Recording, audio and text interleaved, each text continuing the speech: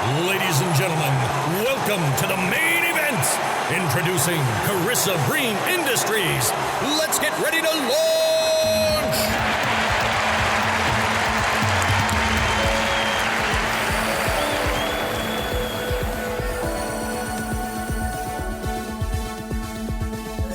Today, we're joined by Gabriel Gomez. Gabe is a cyber professional, entrepreneur, and co-host of the Binary Barbershop podcast. He has been in tech for the past 10 years and has experience in business software, health, cybersecurity operations, and real estate, which is his secret passion. Additionally, he is an educator and is passionate about cyber and tech education for youth and the development of talent within the field. Originally from the Bronx, New York, he currently resides in Charleston, South Carolina with his wife and 2 sons. He is a veteran of the United States Marine Corps and his certifications include PMP, CISP, CH, and other cybersecurity certifications. Hey Gabriel, how you doing? Doing well, thank you. Okay, so let's jump straight into this. I know that you have just finished a baseball game and you're still pumping up that adrenaline, so let's dive straight into it. Still getting it going. I'm ready to go. You've been in and around the military in one form or another for a long time. How has this experience shaped you and the way you approach your work?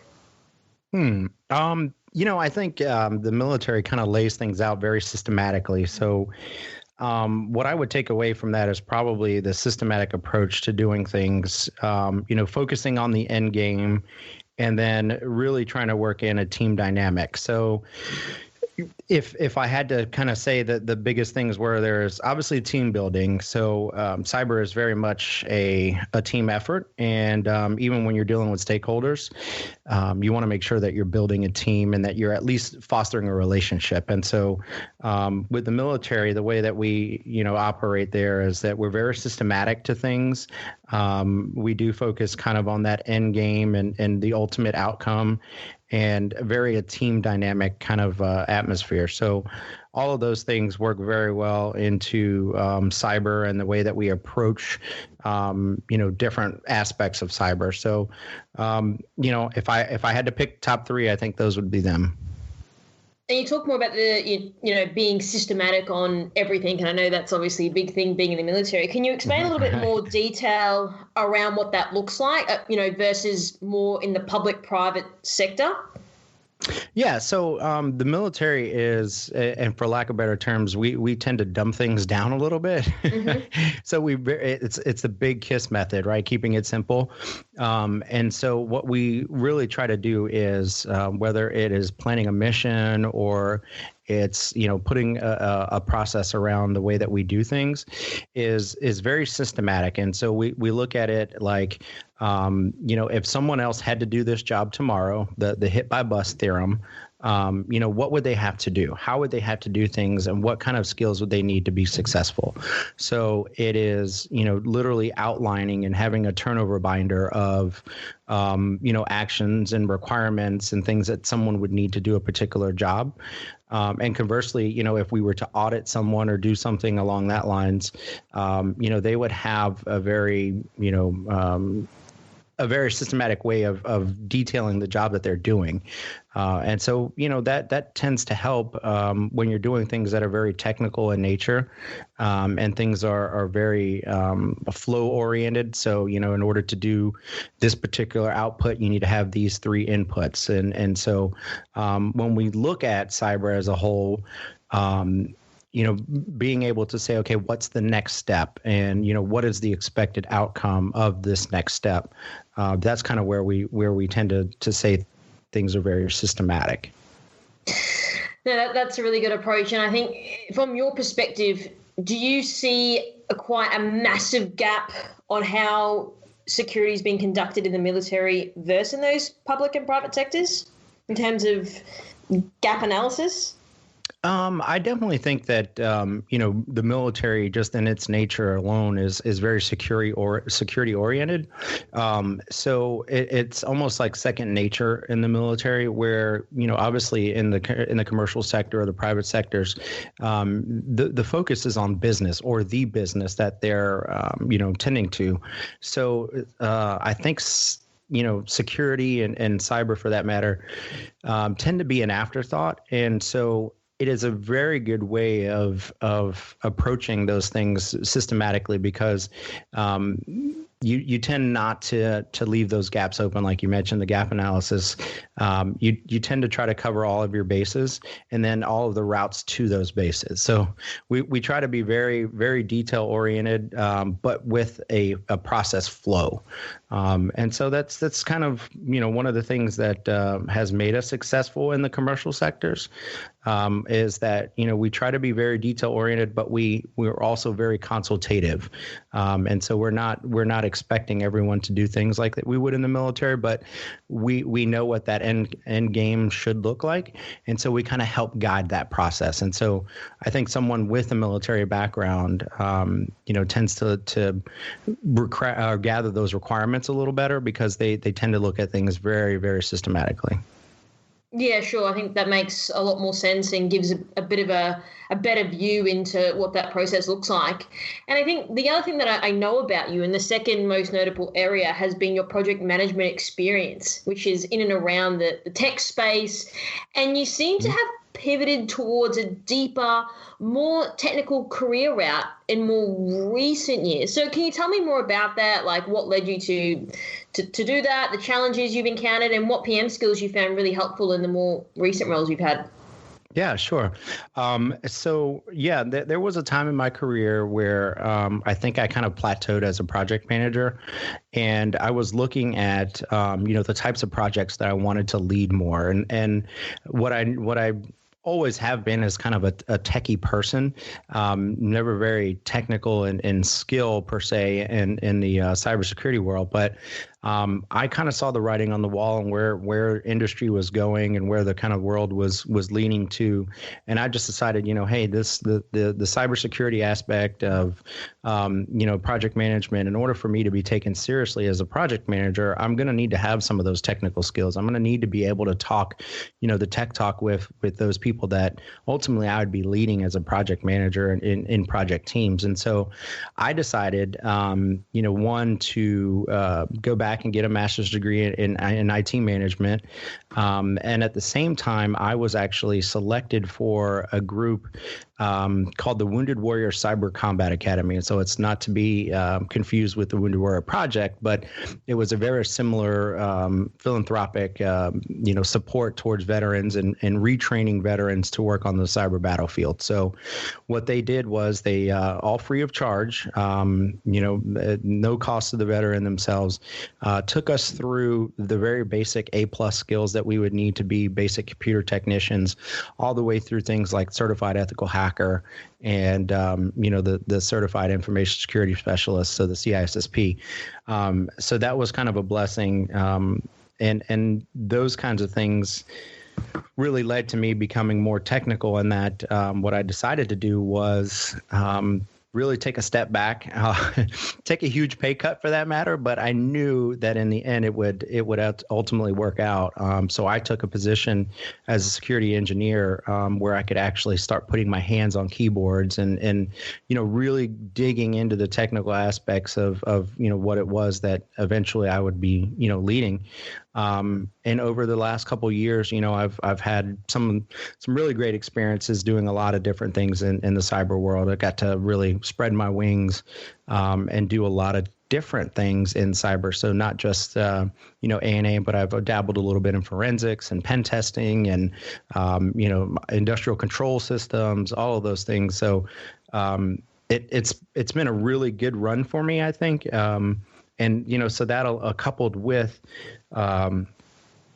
seeking out more technical issues in a really fast environment kind of helped with kind of the trial by fire. So, I was constantly challenged. I was constantly looking at new things. And so it was a really, really big opportunity for me. And I just think that it just how the cards kind of played out for me.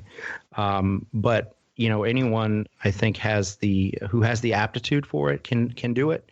And I would just say try different things, try as many different, vectors of cyber that you can, and ultimately find the one that works for you. So I was blessed and fortunate enough to have a pretty broad experience technically.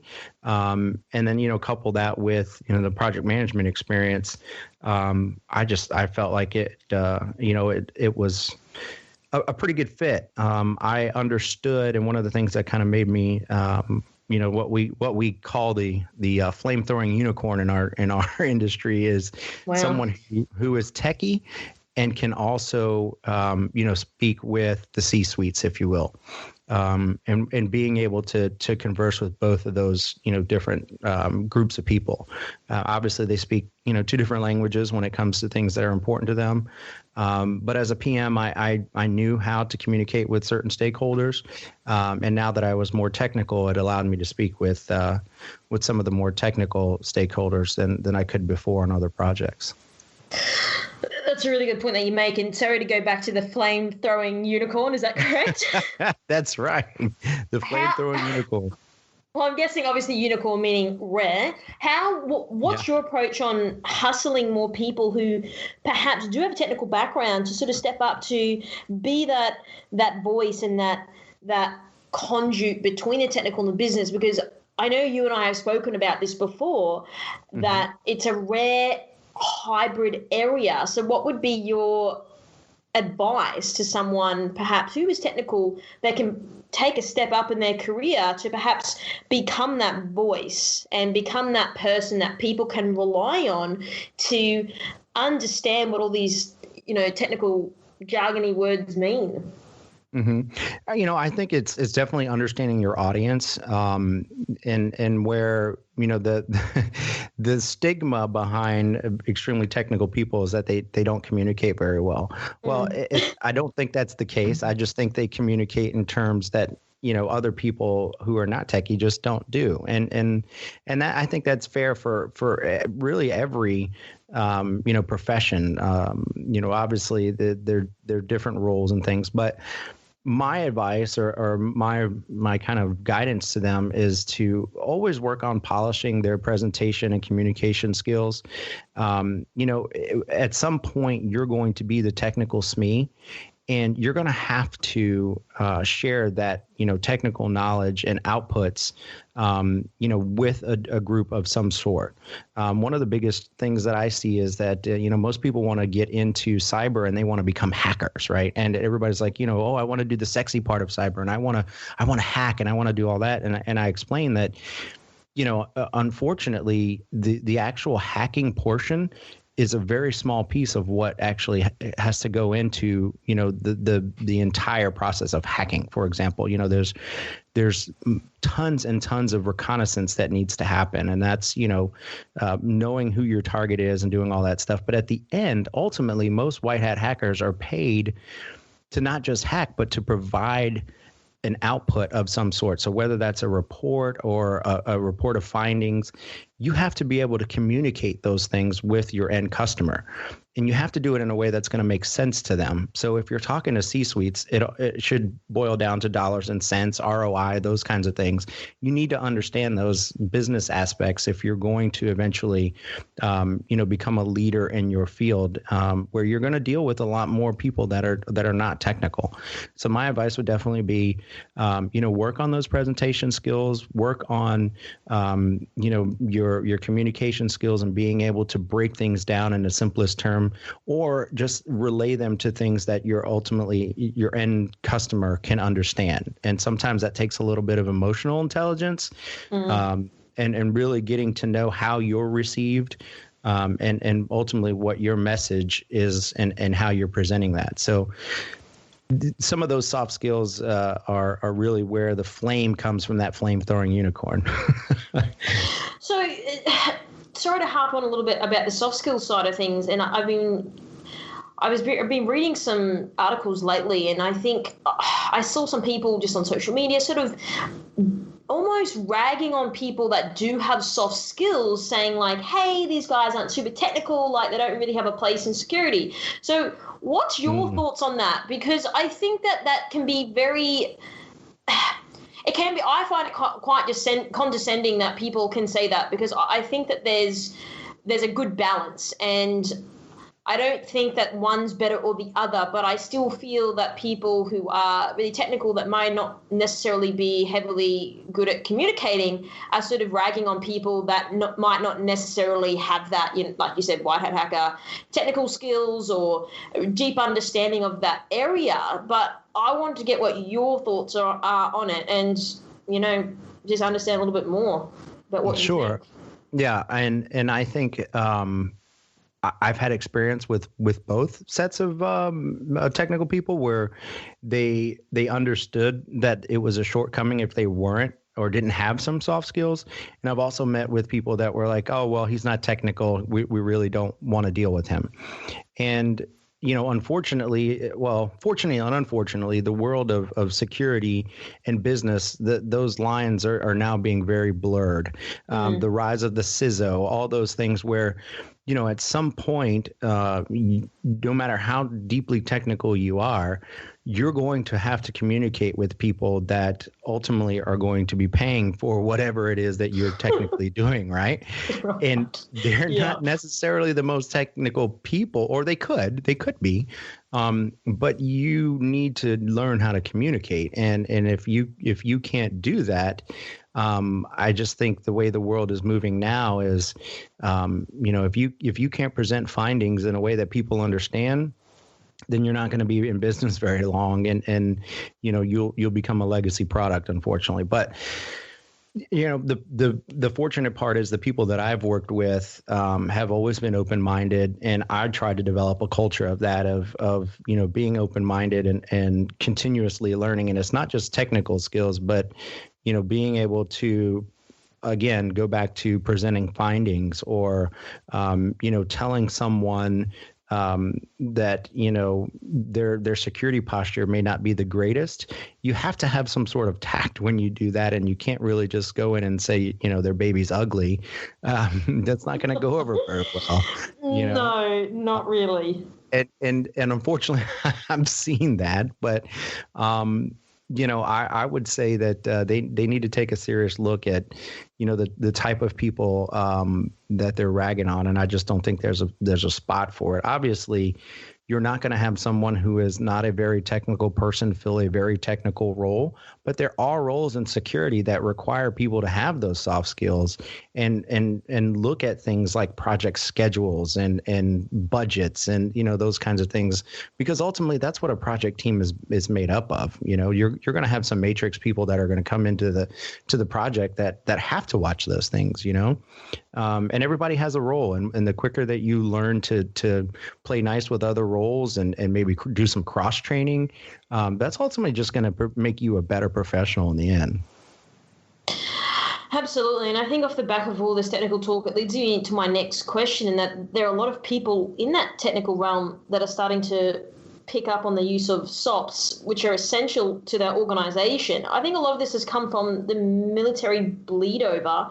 But what is your process to understanding and reverse engineering processes within InfoSec? And how do you go about adapting or building SOPs to tackle challenges within the industry? So I'm definitely a big process guy. That kind of goes back to that, day one training of the hit by bust theorem, right? And so SOPs are extremely important because, ultimately it boils down to how does someone get their job done, or how does someone, ensure that something is getting done. And I was pretty lucky early on to be a project manager and a consultant prior to getting into InfoSec. And so one of the things that I do is try to really take that consultative approach, asking good questions, actively listening. And I spent a lot of time, on whiteboarding and mind maps. I use a lot of those things. And because I ultimately have to understand every input and output, pretty much like I would a work breakdown structure with activities and things in the project management world, is when you're developing an SOP or standard operating procedure, you really need to understand all of the inputs, the outputs, and ultimately what it is that you're trying to do. So the military is very good at that, and working through different processes. So with that bleed over and bringing that into the industry, I think that a lot of organizations who are not security minded, an SOP would be a perfect thing for them to start at. And it's kind of like a self audit where you'll just say, well, what is it that we're trying to secure? What kind of data are we working with? And then kind of figure out and build a process around how you want to do that. And it goes into just really, again, asking the right questions, knowing what it is the end goal is, and then what are the inputs that we need to do? And so whiteboarding sessions, mind mapping, things like that are really big inputs into developing SOPs. And let's face it, right about now, there are tons and tons and tons of, templates that are out there. And so, you don't always have to recreate the wheel, but I think the process of putting a standard operating procedure together is just as important as having one, because it does force a lot of people to think about what it is that they're trying to do. And it brings awareness, and it brings a little bit more insight into the risk management side of things. And sometimes just that process alone is worth its weight in gold. Yeah, absolutely. And I think one of the other things is, my company KBI seems to carry a kind of related mantle about the best way of communicating highly technical areas with exec leadership. And I have my own war stories, and I imagine you do too. So spill. Yeah. So really, again, it just kind of, it boils down to understanding your audience, right? If I'm talking to a group of executives who are schedule driven or they're ROI driven, obviously I'm going to want to present the security and the technical information in a way that makes sense to them. We always call that the WIFM approach, right? The what's in it for me.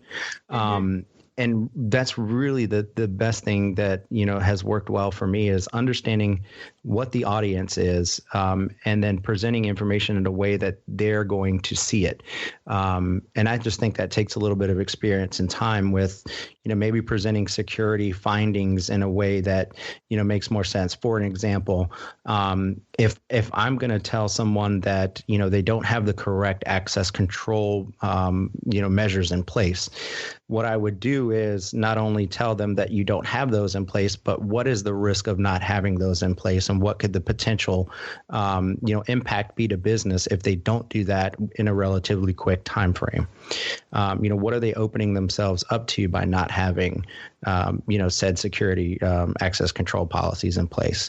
A lot of times, if, again, just depending on who you're talking with, it really just depends on what they're looking for. And knowing that audience, having a little bit of emotional intelligence, again, goes back to just kind of really understanding what it is they want to see. Again, that consultative approach and looking at that what's in it for me theorem has always been my go-to and has kind of tended to work for me. And then really just asking the right questions. So a lot of times, I tend to ask as many things as I can beforehand so that I can adjust to whatever it is that they're looking for. I think that's pretty bang on, and I think you spoke before about communicating the risk. Now, in your experience, do you think this is an area that people just aren't communicating? They're completely just missing it, and there's a massive gap. So I'm guessing these executives are going like, yeah, cool, I have to, drop $500,000 to this stuff, but why? Yeah, I mean, that is definitely why is I look at it as, listen, I don't care if I'm asking you to spend $1,000 or $1 million. It's a line item on your budget somewhere, right? And I have to show you the importance of why spending $1,000 now could avoid us from having to pay millions in penalties or millions in loss of revenue or, all the things that could come with a breach. It's a definite cyclic approach to a loss. It's not just the, loss of the data. It's the cost to rebuild your data, the cost of lost productivity during that time frame, the PR nightmare that, God forbid you have to, you have to kind of, do that. And especially if you're a big company, like some of the companies that have been in the news. There's so many additional costs that come into play. And I don't think that we do enough as security professionals in kind of looking back at that. We spend a lot of time focusing on just the the material, the technical fact of what it is that we're trying to secure, that we don't do a good enough job kind of peeling back that onion a little bit more and just saying, here is why this is important. And ultimately kind of letting them make the decision. Our job a lot of times is to present the info, and, what they decide to do with it is completely up to them. But I think with them really understanding the full risk, it tends to let people make better decisions. Yeah, absolutely. And I think that's some really good advice there. And I think if I can give you a bit of a story, or so you can sort of map it out in your mind, if that makes sense. I'm about to hit my whiteboard right now. Hold on a second. Okay, perfect. Love it. So imagine someone purely technical was looking to add skills outside of their normal technical pool. Mm-hmm. What would you recommend from, previously being a project manager or the soft skills arena, and why? Good question. I think, again, it boils down to a culmination of their communication and presentation skills and the emotional intelligence. I say emotional intelligence because, that's part of the EQ thing, is understanding how you are perceived. And a lot of times, techies really work in a binary kind of format, right? Hey, this is the finding, this is what you need to do to fix it. It's very, ones and zeros. And that's kind of how we go about presenting information sometimes. Well, ones and zeros or the binary thoughts don't equal, effective communication skills. And so we have to learn to, present information, again, that is, going to be digestible to the audience that you're with. So always work on those communication, presentation skills. And I have to preface that with saying that I know a lot of techies that say, oh, I'm going to be techie for my entire career. I'm never going to work with people. I think those people that say that, 10 years down the line, they're going to get promoted somehow, some way, or they're going to go into business for themselves, or they're going to do something. I just think those skills will be beneficial to really anyone. So, definitely going through learning the communication skills, a little bit of emotional intelligence, how to present the information and the things that you're doing, are definitely some of those soft skills that, have worked for other professionals and tend to really work for me. Well, I think it's really interesting point you raised there, because I know sorry if my friends are listening to this, but they have definitely said that exact same line. Like, don't talk to people, not interested, don't care. I just want to break stuff in the background, and that's it. Keyboards don't talk back, blah, blah, blah. Yeah, I get it. We've heard it. And I get that, but I totally agree with you when you said, I have spoken to people before, and then, I guess that's why I have a business, because a lot of people were struggling with that comms front and are very good at what they do, very technical, but are like, I now need to talk to a human, but not only talking to them, I now need to sell to them. And that doesn't necessarily come naturally to tech people, right? Right. Absolutely. Absolutely. So I think that's a really valid point that sorry to cut you off, that you raised, because I hear that all the time, but I'm looking at it on a spectrum. Like, yes, you're here now, but if you want to, work in consulting, or you want to go and work business in yourself, you need to have a relatively good handle on that comms front, because you've got to sell your services at the end of the day. And without any services being sold, you don't have a business.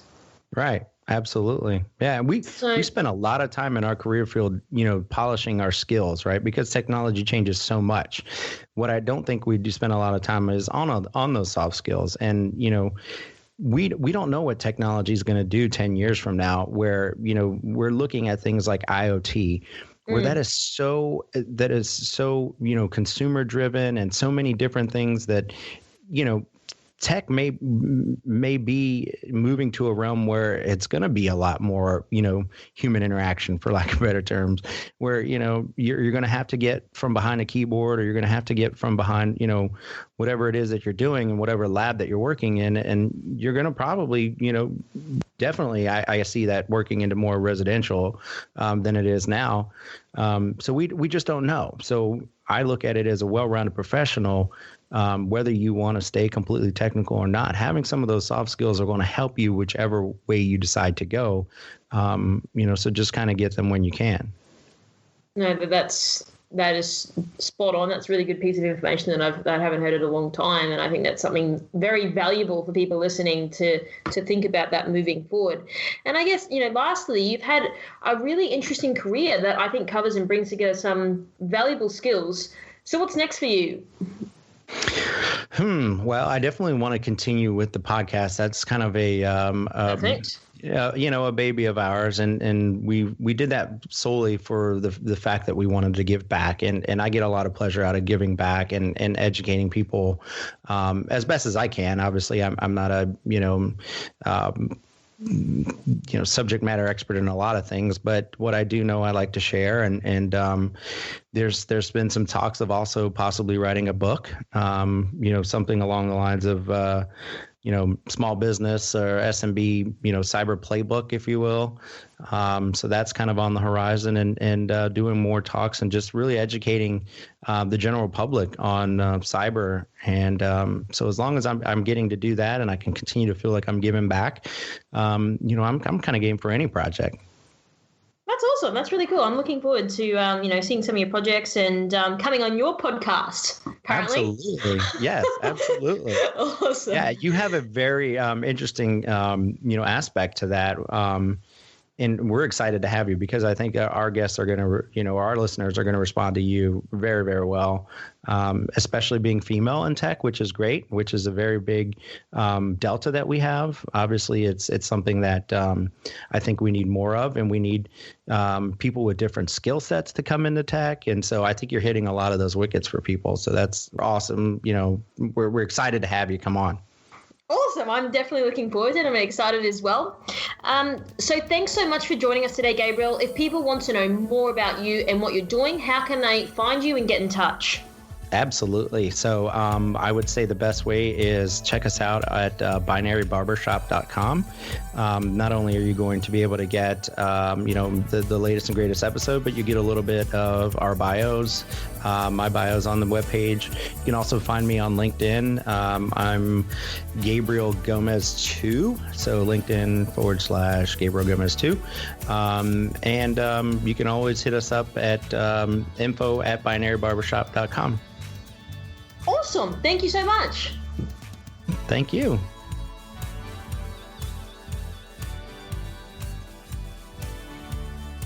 Thanks for tuning in. We're looking forward to bringing you frequent snippets of what's happening in the security and emerging tech industries.